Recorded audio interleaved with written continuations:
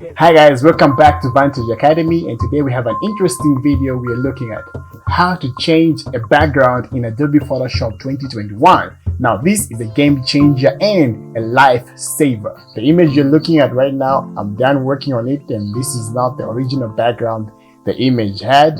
If I disable that, that is the original background, and this is the new background. So how did I get here? Let's get started.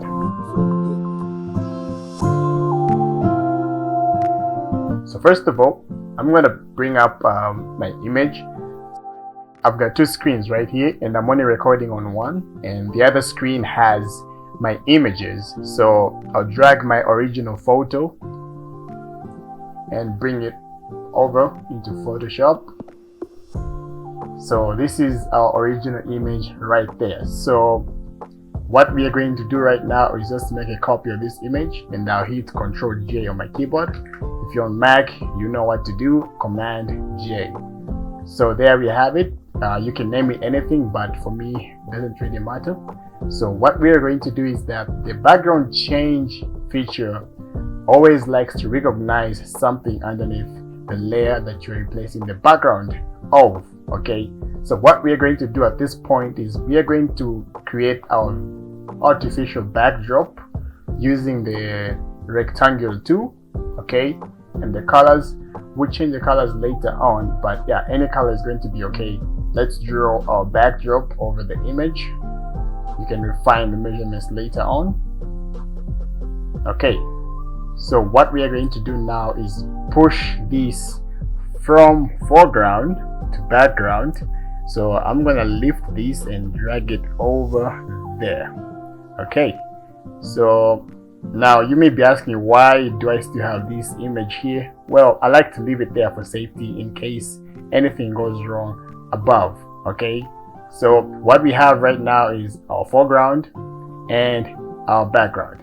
So maybe we can give them those names: background and foreground. Oops. Okay, with that done, what we're going to do now is maintain the active layer, that's the foreground. And as you can see, there's a pop-up that just came here. We have two options: select the subject or remove the background. So what we are looking for right now is removing the background. So I'm gonna go ahead and click on there, see what it does. And this is amazing and a time saver if you ask me. Okay, so what I'll do now, I'm not satisfied with what I'm seeing. I will come back to change the background color, but first we need to make some adjustments to the foreground and make sure the cutout and the masking is accurate. Okay, so I'll click on the mask that has been created on the image. So as you can see, our mask is active, and I'll go to the select and mask option. So this brings up the features and the tools you're going to use to refine what the software did initially. First things first, I'm just gonna enlarge my image a little bit so I can look around and see what I don't like. And already I can see there's some spacing here which shows the background. This spacing is in between here, so that means that the software did not recognize that. So we're gonna need this color to show in these spaces. So what we do is activate the brush. See, I'll click and draw over that space I want to, and just watch the magic happen. There you go. I'll do the same for every spot that I need, the spots that the software left out. Okay, so this is just you now improving on the accuracy. So I'm going to do this one here as well. If you look down here, there's a space as well. It shows that there's a cutout which was done on the clothing, and we need to restore that. So I'll switch to the brush tool, and I'm just going to click my open brackets on the keyboard to change the size of the brush, and I'm going to brush over there. While I hold and brush, just trying to restore that particular point. That does it for me. I'll zoom out and I'll look around again for anything that is out of place, and I think everything is okay for me right now.